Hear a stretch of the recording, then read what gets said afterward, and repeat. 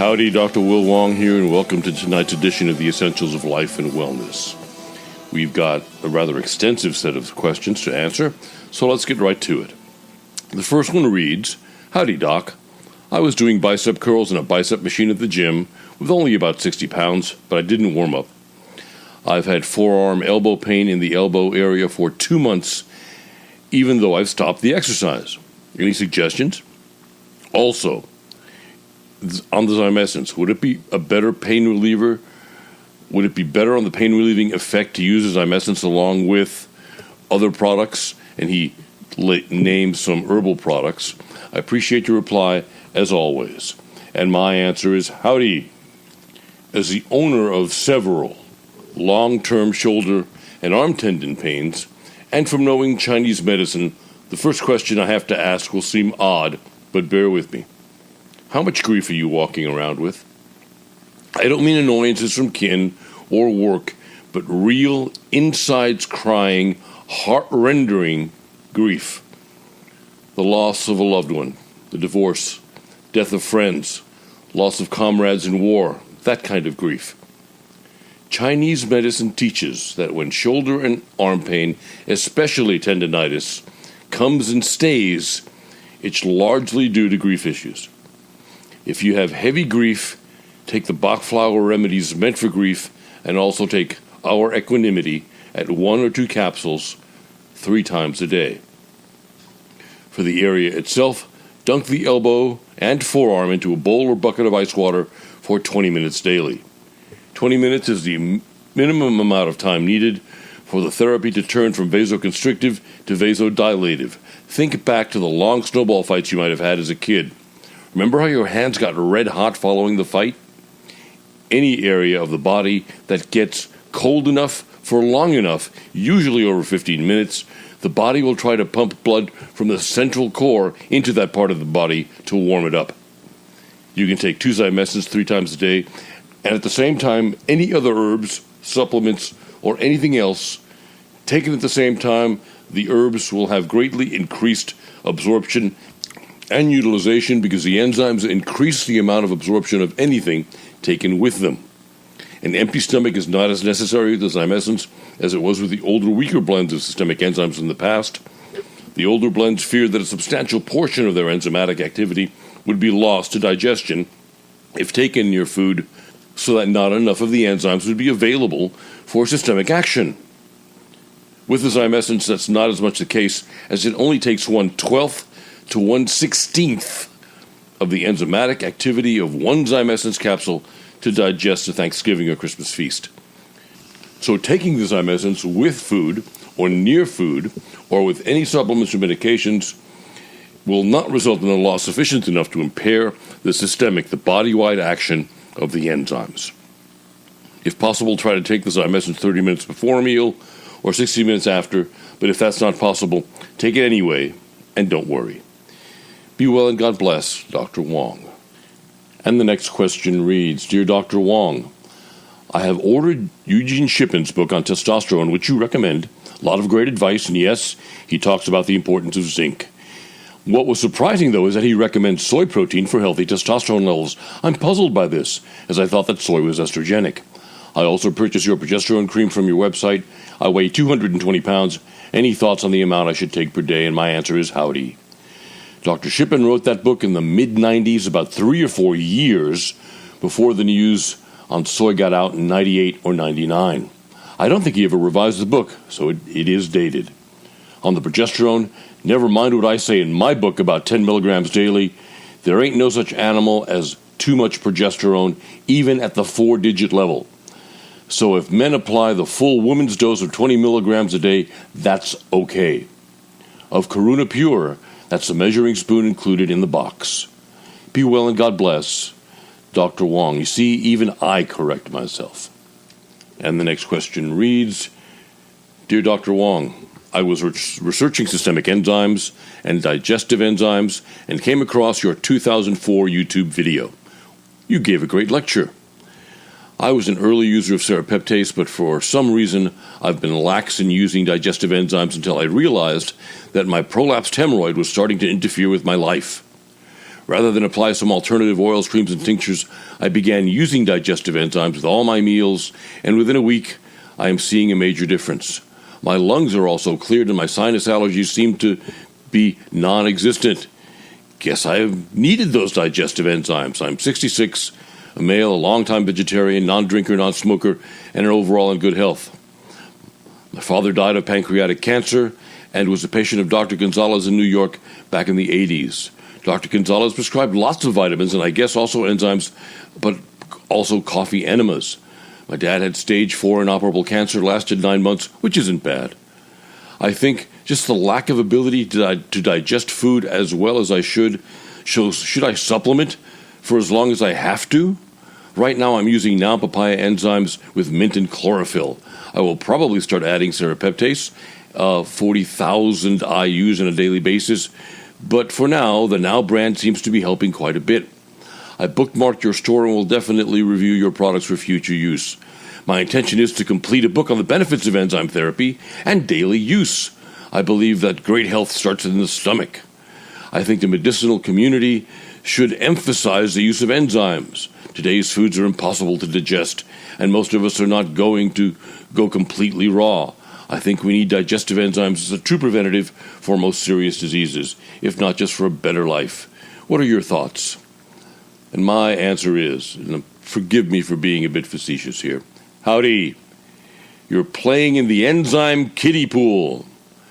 The best enzyme products are from these companies: Exelzyme and any products from AST Enzymes, Bragzyme from Bragg Live Foods, Wzyme Extra from Michael's Naturopathic Programs, Restorazyme from Mike Mahler, and of course, my Zyme Essence. If you're serious about taking enzymes systemically, then get serious about the products you take and learn about enzyme dosing. For what proteolytic enzymes can do when taken systemically, listen to the lecture at drwongradio.com.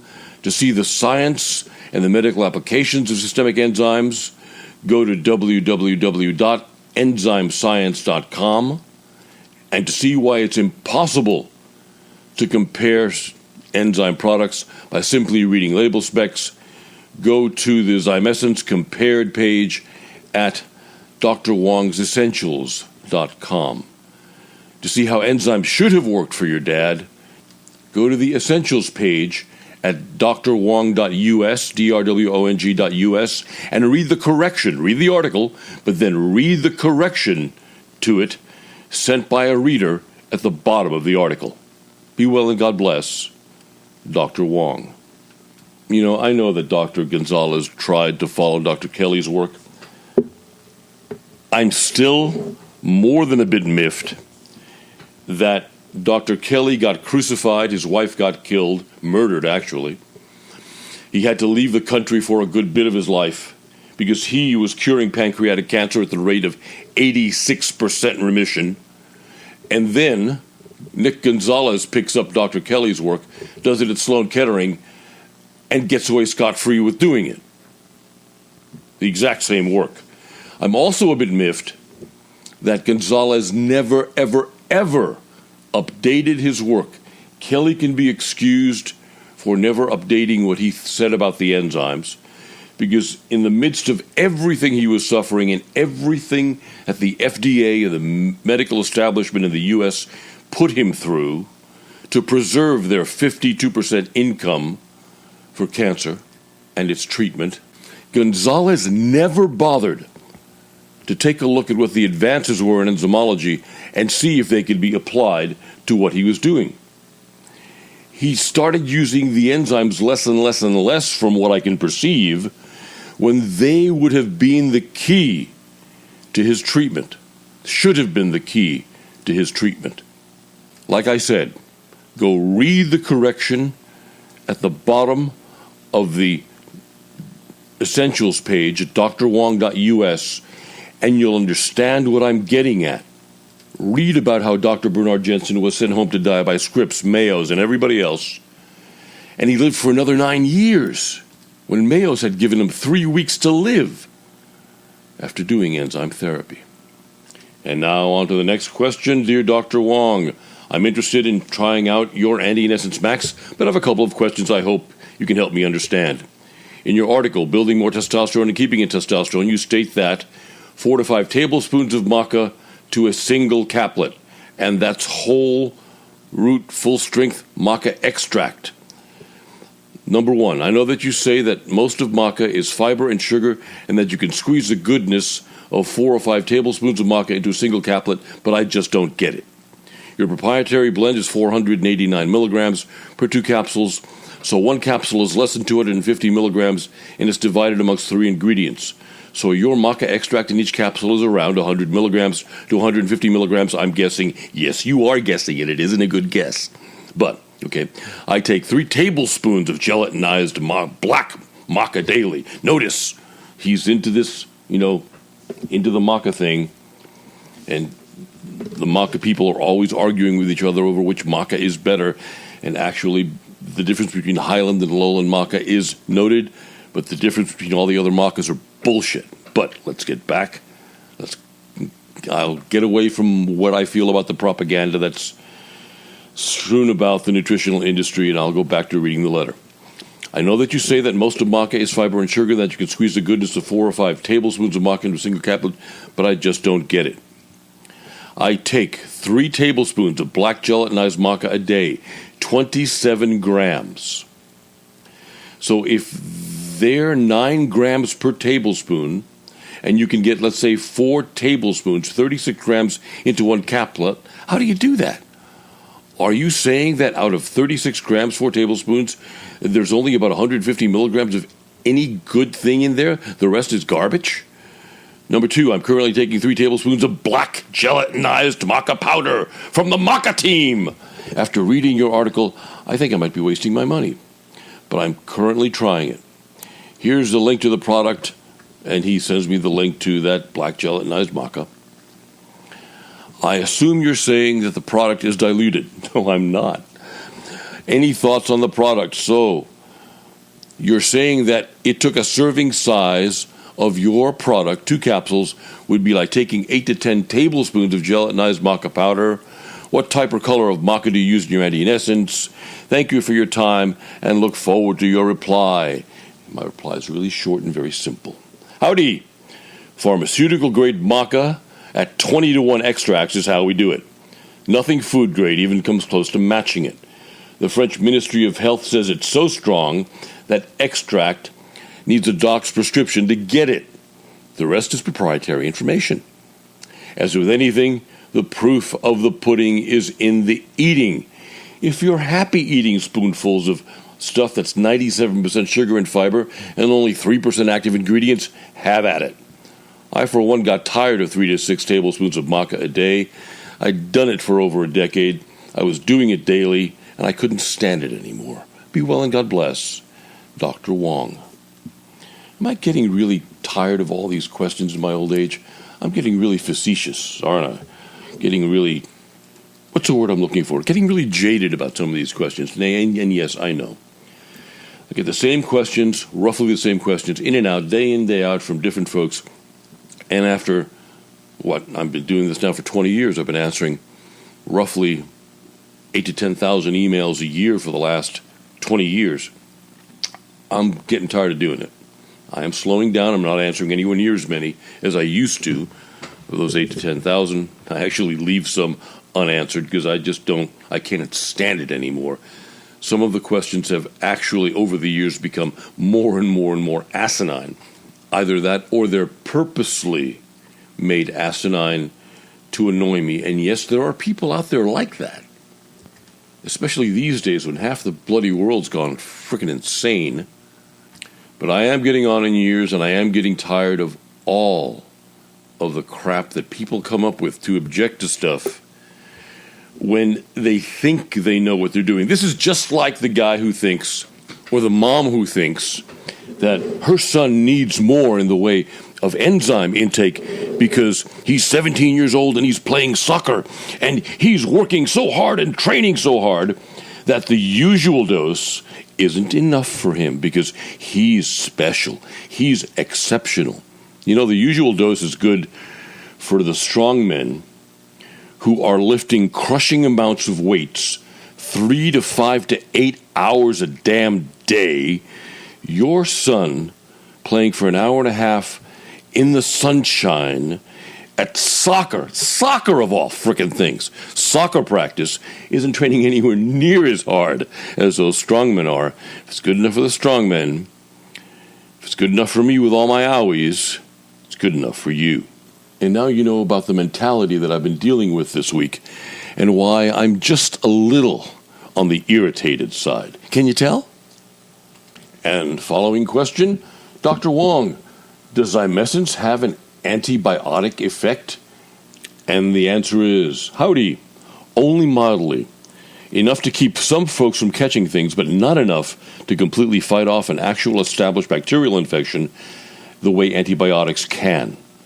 When fighting an infection, they take zymescence along with the antibiotic to multiply the effects, as the zymescence will eat bacteria as a foreign protein, an exogenous protein, and the antibiotics will either have a bacteriostatic or an antibacterial effect to actually kill off the bacteria. Be well and God bless, Dr. Wong. Also remember, folks, that the taking of an antibiotic along with a systemic enzyme increases the uptake and utilization of that antibiotic greatly. With the weaker enzymes, it was shown that it would increase the uptake of the antibiotic by 7 to 21%.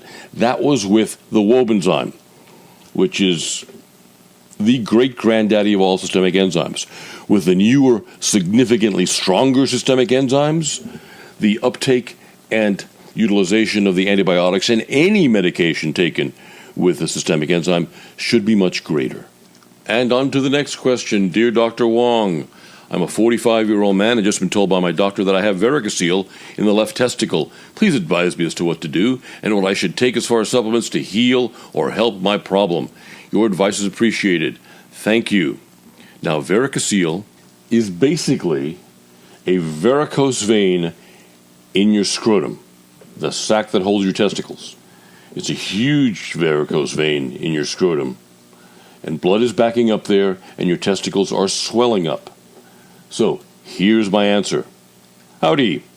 Mechanical problems demand a mechanical solution. Supplements won't help much here.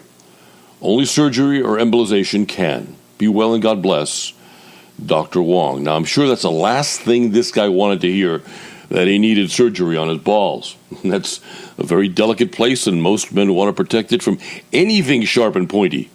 But honestly, just like you can't fix a front-end misalignment in your wheels on your car by pouring oil on it if it squeaks, you have to go in and mechanically correct the alignment in the front end so that your car steers right. Mechanical problems demand a mechanical solution. You can't pour fairy dust on it and make it go away. Structural and mechanical problems demand that you actually go in and do something to fix it. Now let's get to some points in the news. I told you in show number 318 a few shows back that the daily Cialis was now being used to increase circulation to the heart, to the brain, very successfully. You know, I've told you folks that the reason why those medicines were invented in the first place was to increase the circulation of the brain of Alzheimer's patients. But since there are more erectile dysfunction patients and there are Alzheimer's patients, that's what they went for initially, to make the big bang. Now, they've gone back, they're doing their work. Now they've further found that the daily Cialis decreases the amount of sex hormone binding globulin that a man's body makes and increases his level of free testosterone. I have been a champion of Cialis for a while. I love this stuff. There isn't anything herbal that comes close to it, and of the pro-erection drugs, it is the strongest, best, longest lasting one. The only hitch is that it takes 6 or 8 hours for it to kick in once you swallow it. So once you take it, it won't work for about 6 to 8 hours. If you want it to work faster, then you better throw in some Viagra along with the Cialis. The Viagra will work in about an hour to an hour and a half. Then it will wear off and the Cialis will kick in, so you won't have them both working at the same time. But The daily Cialis has been shown to be a real benefit to circulation, to the brain, and now we know to testosterone, which makes it part of an anti-aging program as well. Second point in the news.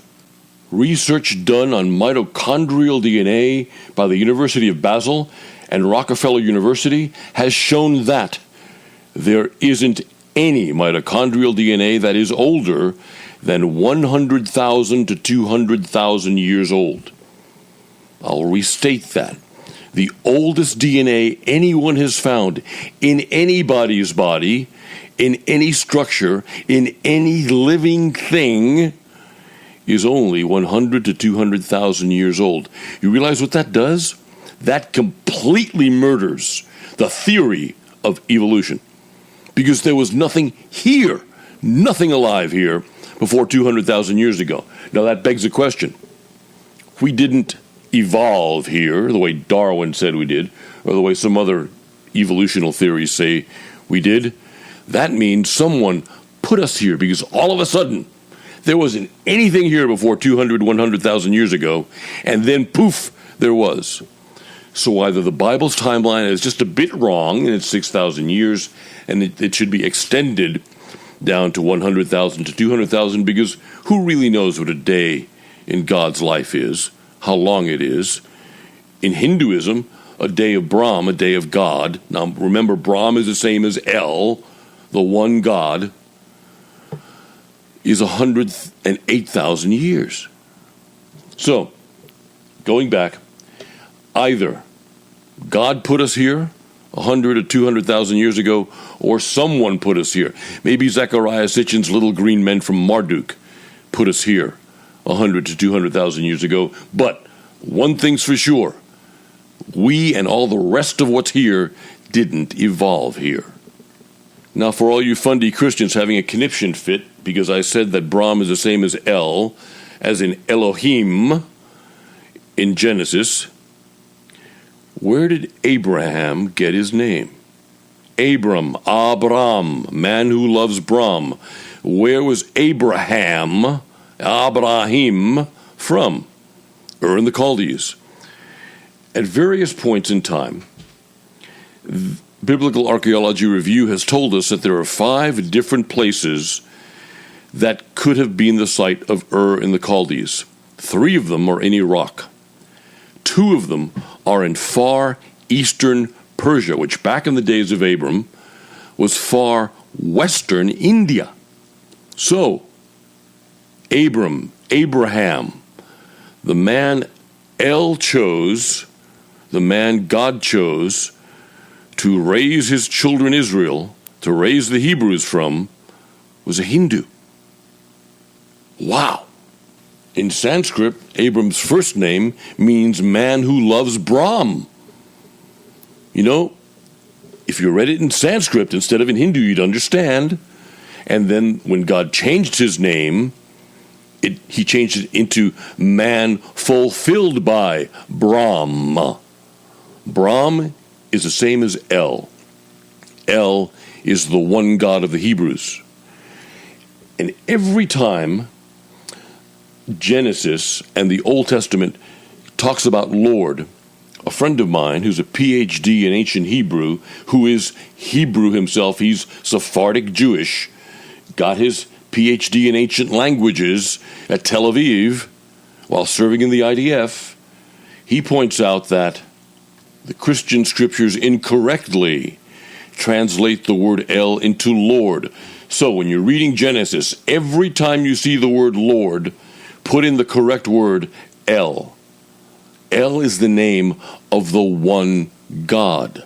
Now this is really going to get the goat of all the Christian fundies, especially the worshipers of the King James, because the Jewish translators, the Jewish, not the people who are Christian, who are experts in ancient Hebrew, who translate the Hebrew scriptures, but the actual Jewish translators of the Hebrew scriptures, the men and women who live in the Hebrew Jewish culture, who know about the Jewish slang, who are familiar with both Hebrew and Aramaic slang. They tell us that the Christian translation of the Hebrew Scriptures, in other words, all of the Old Testament, is only 40 to 60% right. Okay, all you believers in the King James and the infallibility of the King James are now having heart attacks.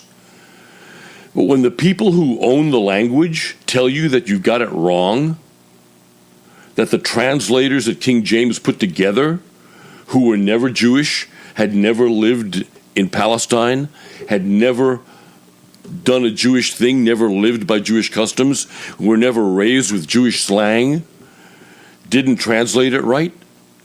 1,000 years from now, someone who wasn't part of American culture, translating English, American English, translating the term jive-ass turkey, how would they translate that? What would it mean if they weren't familiar with the slang? If they weren't familiar with the culture? A dancing bird who is part donkey? How would they translate jive-ass turkey? Especially when dealing with Paul, Paul talks in a lot of slang. If you're not familiar with the slang, you're not going to exactly get it.